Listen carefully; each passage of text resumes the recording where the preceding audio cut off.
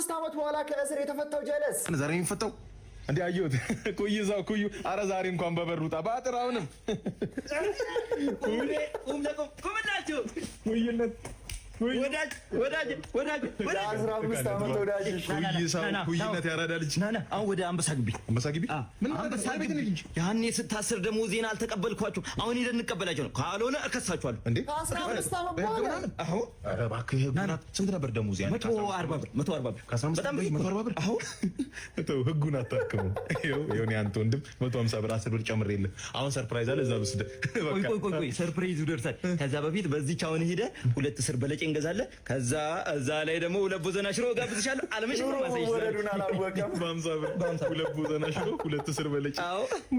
ውስጥ መሆን መባረክ ነው። ውስጥ መሆን መመረጥ ነው።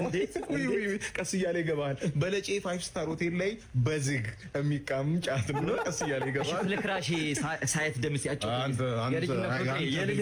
ያንተ ብልግና እኮ ሳያት ደምሴን የሰራሃት ስራ 15 ዓመት ሙሉ ይኸው እስካሁን ፈተነች። መሰረት መብራቴ ከኋሏ መጣገባች። ይታይ እንግዲህ ፍቅር ነው። ምን ታደርጋለህ? የጋሽ አለማየሁ ልጅ ነው። እንዴት ነው ያደረገው? ስትታሰር ያኔ የጮኛህን አባት መቀመጫ ጠቅ አድርገህ ነው። ያኔ ደግሞ እሷ በሆዷ ጽንስ ነበር። የዝና ደህና ልጅ ነው።